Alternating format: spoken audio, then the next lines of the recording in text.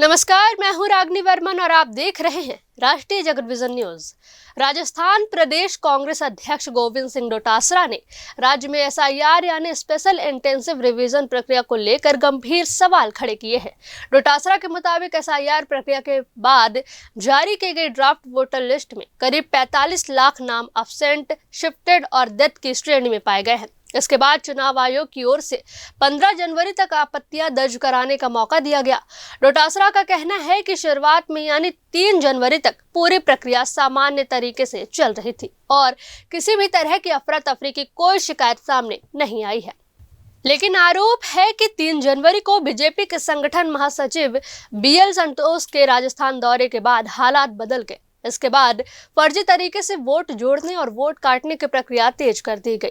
डोटासरा ने चुनाव आयोग की वेबसाइट पर उपलब्ध आधिकारिक डेटा का हवाला देते हुए कहा कि 17 दिसंबर से 14 जनवरी के बीच बीजेपी ने 937 बूथ लेवल एजेंट्स के जरिए 211 नाम जोड़ने और 5694 वोट काटने के लिए आवेदन दिए। वहीं दूसरी ओर कांग्रेस पार्टी ने 110 बीएलए के माध्यम से 185 नाम जोड़ने और सिर्फ 2 नाम हटाने का आवेदन किया। सुनिए उन्होंने क्या कुछ कहा।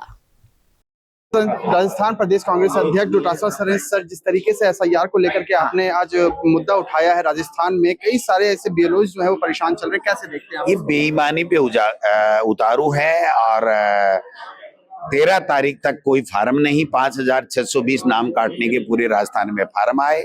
आनन फानन में लाखों की संख्या के अंदर आखिरी के 3 दिन में दिए गए। जब हमारे बीएलए ने वहां विरोध किया, हमारे नेताओं ने विरोध किया, तो वो पूरा बेईमानी कर नहीं सके तो 4 दिन 5 दिन की डेट बढ़ा दी, 19 तारीख कर दी। और अब दबाव बना रहे हैं अधिकारी और कर्मचारियों के ऊपर कि कांग्रेस के जो लोग हैं, आइडियोलॉजी के लोग हैं, उनके नाम हजारों की संख्या में आप काटो। तो ये लोकतंत्र पे हमला है, डाका है, बेईमानी है, षड्यंत्र है। ये शुद्ध वोटर लिस्ट नहीं बना के एसआईआर के माध्यम से बीजेपी की वोटर लिस्ट बनाना चाहते हैं, जो स्वीकार। आपने एक आरोप लगाया है कि बीएल संतोष जब वहां पर पहुंचे तो उसके बाद से ये प्रक्रिया स्टार्ट हुई, पहले सुचारू रूप से चल रही है। देखिए, बीएल संतोष जी 3 तारीख को गए, न्यूज में अखबारों में भी आया कि एसआईआर को लेके उन्होंने नाराजगी जताई कि आपने काम नहीं किया। तो जो मीडिया से हमें मिला वही तो हम बता रहे हैं। उसके बाद में अमित शाह जी गए और उसके बाद में 13 तारीख को गए, 14 और 15 को आप धड़ाम धड़ाम फार्म आकर के टेबलों में गिरने लगे।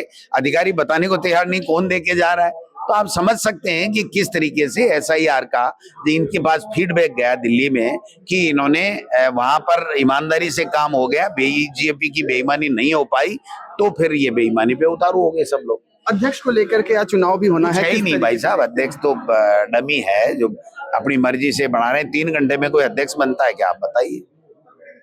तो आगे की राजस्थान को लेकर के क्या कुछ प्रक्रिया है? लड़ेंगे, सत्य की जीत होगी, संघर्ष करेंगे, लड़ाई जीतेंगे। बहुत बहुत शुक्रिया बात करने के लिए। राष्ट्रीय जगत विजन न्यूज, दिल्ली।